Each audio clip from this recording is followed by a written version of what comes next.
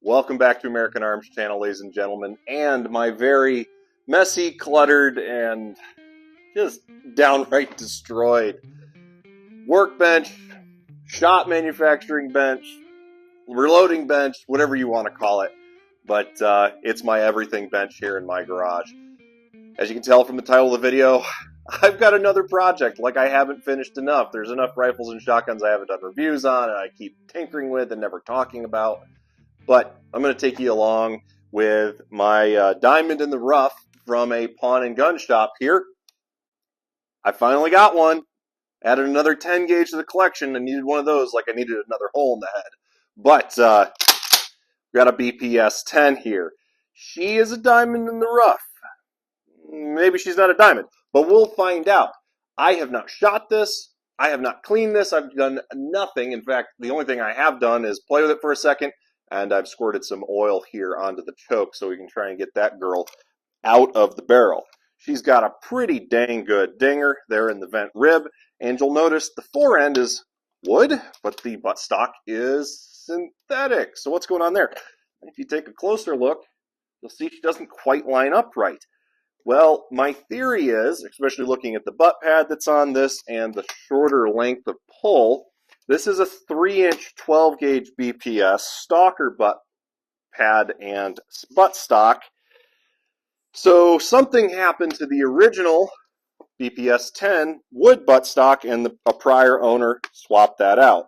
She is very well hunted, used, probably slightly abused, got a dirty barrel, chamber rough as a cob, and that's about all the negative. Other than that, she still has a lot of high gloss blue, scratch stains, dents, smudges, a little bit of rust here and there. She's not as smooth as she should be for as well used as she is, but she's got a little bit of dirt and debris, some mung. I can see there's mung and carbon buildup and old oil and grease on the underside of the bolt slide of the carrier there. So I have dry cycled her with a couple of empty hulls. And so we're doing pretty dang good regarding that we're so rough in shape. The stock's on there solid. We're going to take her off and take a look at what actually is going on, see if we do need to replace that. In a way, it's kind of nice to have a really, for lack of a better term, a solid beater 10 gauge. But we'll make her look good. I've pulled a dent out of my gold 10 rib. And the nice thing is, things like hammer springs, some internal hammer or trigger pack components, the magazine cap / barrel retention nut, the choke tubes, all of that, even well, we'll see if it fits this model, but even the butt pad between the gold 10 and the BPS 10, a lot of that stuff is interchangeable. So there's not a ton of worry on me not being able to service the shotgun. It is a very familiar girl. And when I found her at the gun shop, I was very, very excited. And my wife played a dirty trick on me. I told her about it, went back to go buy it, and it was gone. I thought somebody else had bought it. Well, it turns out she called them and said, hey, can I put this back because I want to get it for his birthday. So she takes me there this weekend for my birthday, time of filming. And lo and behold, here's this rough old girl, and I'm beyond ecstatic, and I'm super excited to work on her. So we are going to get the choke tube out. We're going to fix the vent rib. We're going to polish everything up in the chamber with a brush hone, chamber hone. We are going to clean everything up internally. We're going to take a look at that trigger pack, see if it needs any tweaking. Take a look at the buttstock, see what's going on underneath the hood. So we're going to blow her apart, clean her up, put her back together, and then we'll start playing with her. Put some patterns on the board, shooting her a little bit, and see where we go from there. Let's get started. Alright, so pardon the mess, but we're just going to shove stuff out of the way. First things first, we know the gun is functional, other than not knowing if firing pins intact, which we're going to assume it probably is. But she's clear.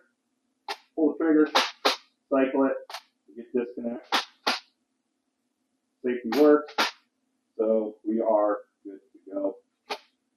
And let's take a look here up close. You can see how she's not in the best shape, but she's going to clean up pretty good, I think. We have an improved cylinder flush or under flush factory choke there. I've soaked it down with a little bit of CLP. See if we can't get into those threads and bust that open. But first things first, get the barrel off. See what we can do there. nut, thread pitch, and the length and everything is actually just about identical to the Gold 10 series. So in a pinch, you can use a Gold 10 nut. Pull that barrel right on off. So first things first, we're going to check the chamber, and a lot of this is going to be debris. You can't see this, but this chamber is stinking rough. So I took the choke tube wrench here and stuck it in the vise, just trying to get this choke broken free, and it would not budge. And with the choke stuck, I decided to work on the chamber. Now this chamber was quite dirty and quite a bit rough. A lot of that was simply from debris and lack of cleaning.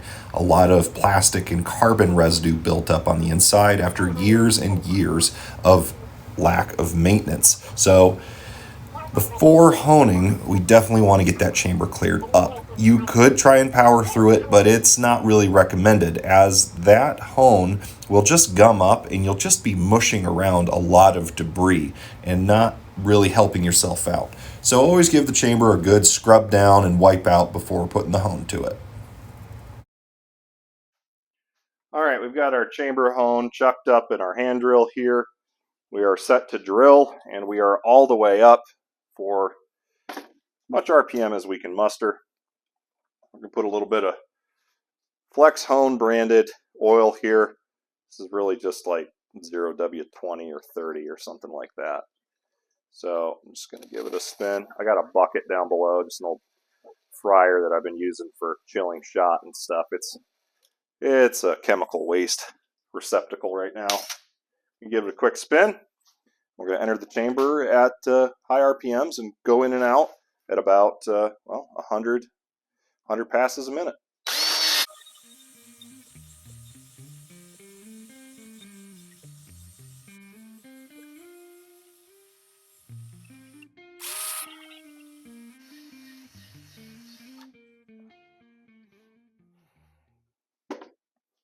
All right, so now that we've run that hone pretty good, we can see we're pretty dang black. And even though we've got a lot of oil in there, we're a little warm, everything's feeling pretty dang smooth. So this one actually didn't take much. I've had 10 gauge bores. I've had several experiences with them now. I've had some that polished up super fast like this guy, and I've had a couple that it takes a little bit of time. This guy seems to be cleaning up pretty dang quick. I'm just going to give a nice little feel here, and we won't worry about getting too well cleaned up until towards the end. Yeah, so we're pretty smooth here on the barrel hood too. You can see how black that flex hone and oil makes this, but maybe we give it a little bit more here, and that should do it.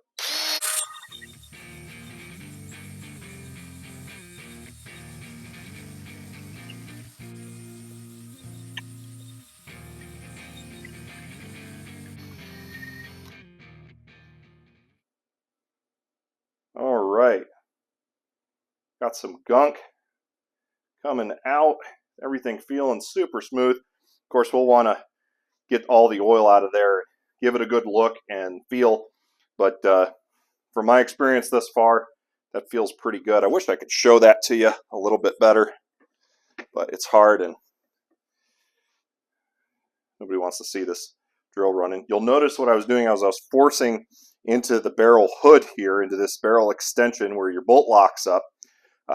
This area right here I've found in a lot of shotguns, not just 10 gauges, Gold 10, BPS 10, Mag 10, but I found in a lot of shotguns that this is neglected from a machining standpoint and a quality control and finish. And it's not that it's bad material, it's just that it's not polished. And you know, some shotguns will have more of a feed ramp on the bottom traditionally from where the cartridge is being presented, but you have to think when a lifter's coming up towards feeding a shot shell into the chamber, it's pressing into this barrel hood, into this barrel extension. So you want this to have a very smooth transition and be very fluid, getting that cartridge into the chamber. So that's just something that I focus on. It's a good point of note to keep in mind. Not absolutely necessary. This one was just a little bit rough, but probably was more so from corrosion or anything than anything else. But that's going to clean up beautiful. I can feel it smooth now. I can really feel we're doing well from the chamber standpoint. So at this point, the next thing to do with the barrel is to get that vent rib straightened out. And, well, we're going to have to figure something else out about this choke. It might be one of those situations where I have to send this barrel in to be taken care of by a gunsmith. But we will see. Okay, so this is not going to be too terrible a procedure. This is really the only spot in the rib that's dented. Funny enough, I actually on the Gold 10 had dented my rib similar to this, bouncing it out of the truck. It is an easy mistake to make, and these Browning ribs are really not the tightest. So what we're going to do is we're not only going to pull this out, but I'm also going to try and pin, not really pin, but stake maybe a couple of these posts just to keep that from rattling around and it'll help it be a little bit more rigid. It's just kind of peace of mind for me. It's a quality thing. But we can see I can get this 1/8" brass punch up underneath here, and I'm just gonna look at kind of bending that a little bit. We can see it's trying to bend the punch. So really what we're going to need to do is get up under there with something a little bit more substantial. 5/32 might do it. And we're just going to give her a tap in here. It's not a big deal to bend a brass punch around. And get that guy. Okay, so now she's lifted up a little bit. So basically we're just going to keep progressing higher here. We're going to go to a 3/16 now. And just basically use these punches as wedges until we get to where we need to be going. Get it all the way underneath the other side. These are a C-channel, so you do want to be careful because there is an open end on each side that you can catch on, and you'll just end up pushing or flaring it out to one side, and now you got more work to do to correct. Just lift and wiggle until we're easy to pull out. So we already can see we're lifting this bend a little bit. All right, so now we're going to go to 7/32 here, and this should really start popping her back up to where she should be. If we can get underneath here. Yeah, we can see that. That's starting to get her to a point where she's going to be pretty dang level. And I'm going to just kind of feel that out.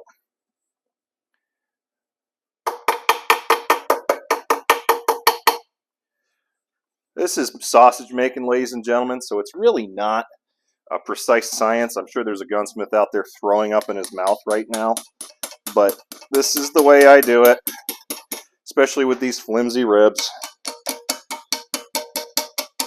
And I'm not using anything that's going to permanently damage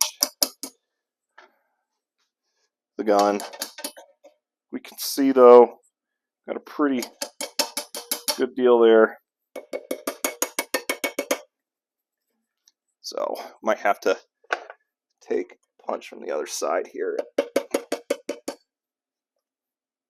Yep. Okay.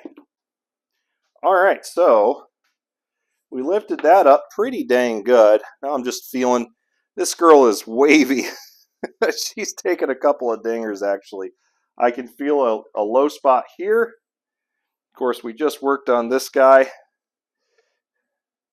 This has got a little bit of a low spot. But really what's going to matter is just having a level eye presentation. So I'm going to get down low here. Look down that rib. Yeah. Unless you're on top of the rib, you can't see that wave if you're flat on it. But I'm probably going to lift this guy over here the same method. And maybe play with this guy too.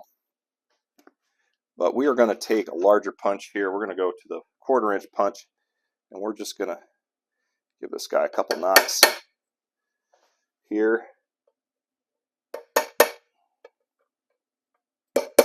Nice thing about brass is brass does leave some residue, but it's softer than the steel you're working on, so typically doesn't mess up finishes. And well, it doesn't ding up the steel. So we're going to go back to our smaller guy here. Just going to go straight for the 1/4 inch there. Or straight for the 7/32, excuse me.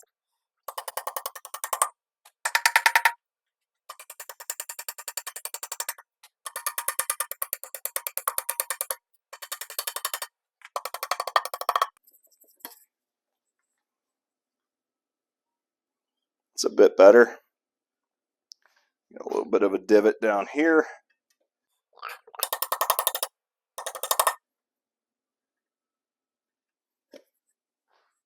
That one actually corrected pretty quick. The nice thing is if you accidentally push it up too high, your correction is just tapping it back down with the brass side or the nylon side of the hammer. Weight makes might, but so does velocity. So these little wheeler kits are pretty good. They can do a lot of good for you. But yeah, we're looking pretty good there, I think. We're wavy as all hell, but she's never going to be quite as straight as we needed her to be from the factory, you would say. So yeah, we're looking pretty good. We're looking pretty good. So we're actually not wiggly at all compared to the gold 10 I have. So I mean, there could be some of the tension from getting warped from a couple of good dingers, but hey, we'll take it, right? This is a beater BPS, right? The beater BPS. She's a little grungy and mungy, but she will work. She will get it done. So we're just going to feed our old oily rag here, run her through, and boom. Now we don't have any brass residue, and that bluing is actually looking mighty good. I haven't looked at the serial number yet. Due for a shotgun. The biggest bummer is that so far with the barrel is that stuck choke, but we'll see what happens. I'm liking it. Still got a little bit of a dip here on that primary problem, and she's okay. Lord knows I'll probably take her hunting and get smacked again, and we'll be bending the rib around yet again. We'll see what happens. All right, so the barrel's pretty much done for the time being. Let's drop back to the receiver and start pulling her apart. Okay, so let's get this girl pulled apart.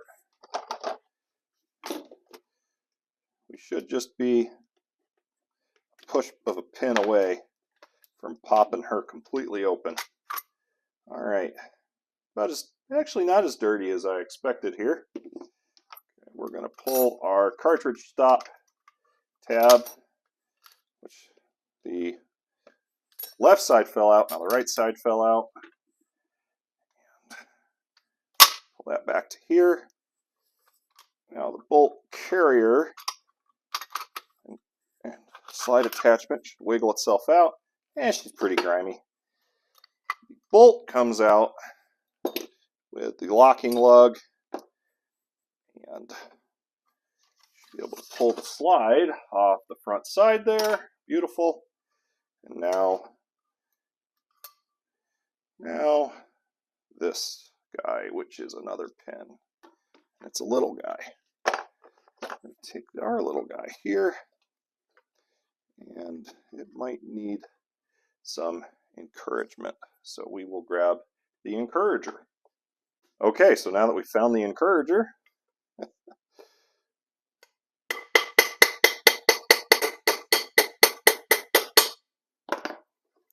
that is very dirty, I can tell. Very tight, very dirty. Doesn't want to totally come out the other side. And our drive pin's a little bit too short, so we're gonna just go just a little bit longer here. Yeah, we're gonna use this. We're gonna use this guy, which is not the right tool for the job, but it was easily accessible here. And there we go. Accomplished the mission here. we're not damaged, but we are mighty dirty. Leave that guy there. Here's our lifter. There is our lifter roll pin. And we have a clean receiver, other than that safety, which we might not need to get into. So we can see we're, well, not a clean receiver, I should say. We have a dirty receiver, but we have a completely depopulated receiver, except for the safety, of course. So this stock is now not tight. So we're going to have to pull this stock off in a second. Let's check the magazine tube. Okay, we're definitely better than hand tight. Let's pull our internals for our magazine tube out. Find the end of an Allen key is always handy if you don't have the proper wrench in hand, but you're going to pinch the crap out of your fingers, which I just did. That feels great. Give yourself a blood blister. Yeah. Oh, good. Look at this. We were stopping our cartridges with a good old-fashioned stick, and we're rusty. So here we go. And we've got some damage to the tube here, which is preventing the follower from exiting. So we're in real great shape here. You see that? Nice and bunged up. Couldn't have anything to do with the guy who leaves a stick in the magazine tube as his plug. I mean, whatever works, right? I'm sure we have all got a story similar to this. Pencil, stick, but hey man, the season's done when you're clean the gun and go, oh yeah, I put a freaking stick in there. At least I got the length right? I knew I had a plug in it, didn't know it was a stick. This spring is, we can replace this spring. I might have one in toolbox. We'll see what happens. But we need to get this guy out. So here's what we're going to do. Mr. Needle File here is going to come in, clean up that.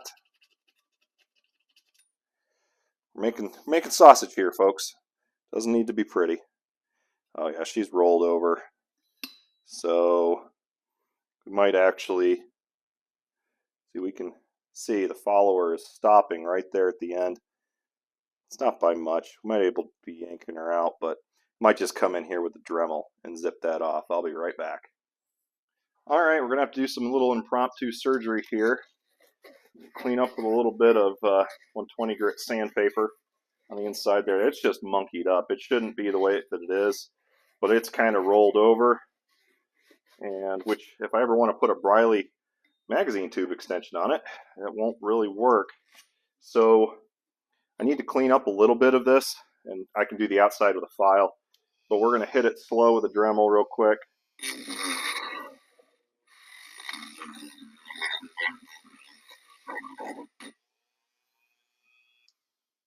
Now we're going to hit it fast. Clean this up a little bit. I should put a glove on. Cut myself. Make it properly though. I can fuck it up a lot, right? Okay. All right. We're still like a little ledged here. This is pretty well done, but for the time being, probably can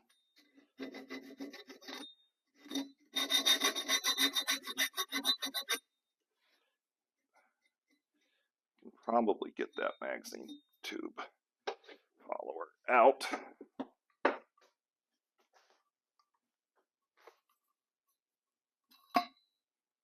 Okay. She is wanting to come, so let's encourage her. Let's get the encourage stick as the spring for the magazine tube goes flying. All right, encourage stick. Do your magic. It encouraged the hell out of it. Oh, man. Yep. That is grungy. We're going to have to scrub the living crap out of her. So before we get to scrubbing down the internals of the receiver and cleaning out the magazine tube and putting a fresh spring in it, which I do have a spring about that I can shove in this girl, we're going to need to pull this butt pad off. I have no clue what awaits us, but seeing how there's a bunch of grime and dirt and plant matter, and I think that's just plastic. I hope it's not a bug. Sometimes you get bugs in these old guns. We got to pull the butt pad off, so hopefully we're not all screwed up and need something else here. But you know what? We're going to have to go down onto this because this guy's not going to let go. All right, now that we're holding still, we can get in here and hopefully find a screw that's not destroyed. Oh, there we go. Okay. I thought we had a problem. We might still, but at least there's one little piece of success so far, right?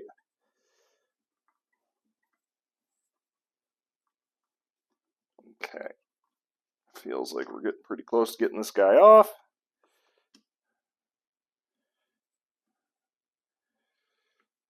And I've got a replacement butt pad from the G10 here. Hopefully it'll work.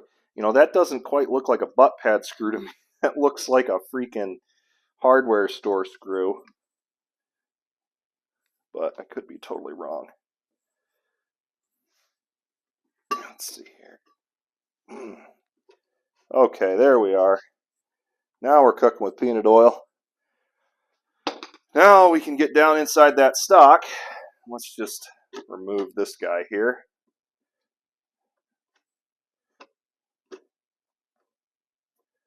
Now, out of curiosity, will these holes line up? Don't know about the holes though. Looks like we might have to drill a bottom if we want to put this butt pad on, but again, this looks like a 12 gauge stock, not a 10 gauge stock, and it's definitely not fitted to the gun properly. So we're going to pull that guy off here in just a second. I had to take a deep look inside the stock here. Turns out it's not a hex nut or anything. It's a screw. It's a big screw. Okay, so we got a big screwdriver on the big screw.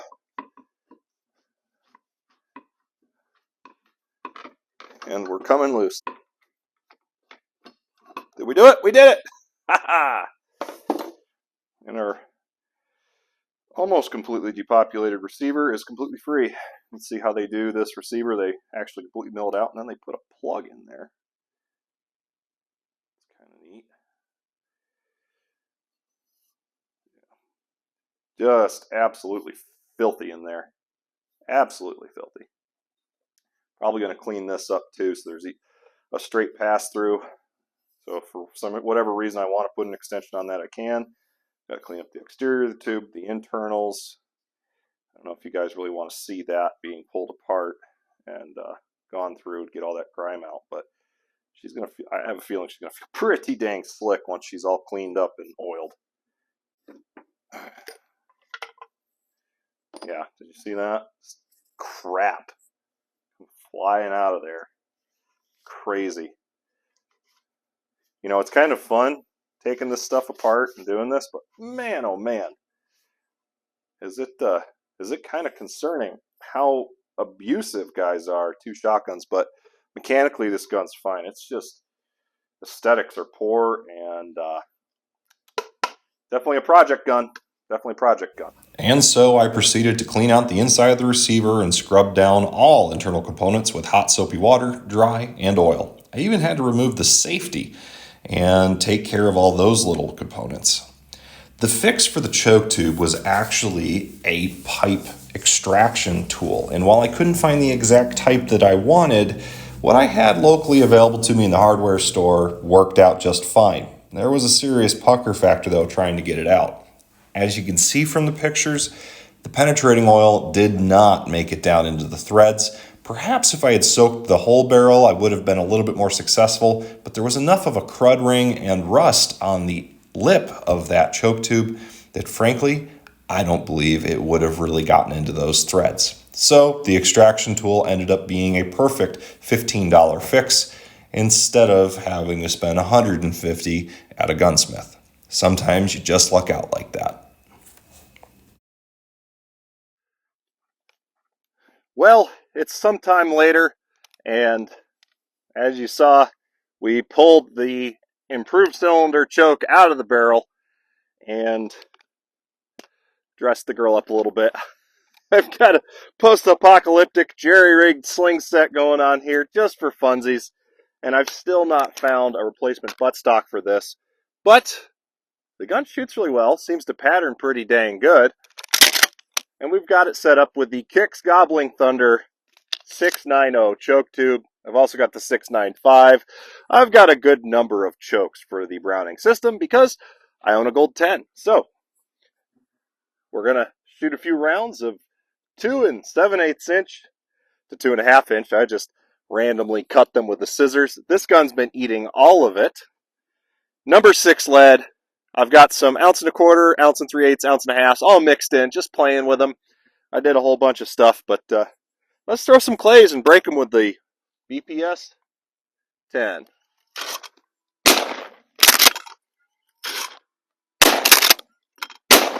Oh, that's why you need a follow-up shot. Uh-oh, double feed on a super shorty. So there's the limitation. If she's that short compared to, well, actually, look at that. I don't know why it double fed that Remington hull. We're going to try that again. Yep. Double feeding on the super short guys, so this is a jam, all right. That's one thing about the BPS. If you get a double feed, you're pretty much going to be pulling the barrel off. So, unless I can... Oh, no, I'm pulling the barrel off, maybe. Double feeds with this system.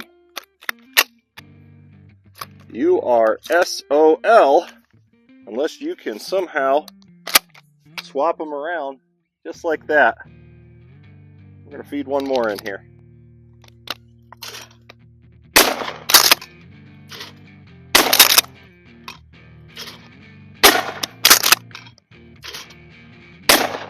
And I shot over it. That's all she wrote for the short shells. Well, it worked. Let's do a steel load and then an old turkey load I had put together here. It's a pretty nice 10 gauge. I like the way it feels. Let's see here.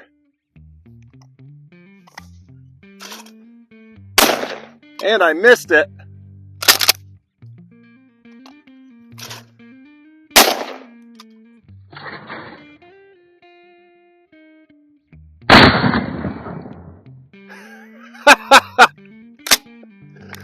Oh, well, it works pretty good. Next video, maybe we'll put some patterns on the board. But for now, I'm just messing around. As always, guys, God bless. Keep your powder dry. I'll see you in the next video. More 10 gauge content to come.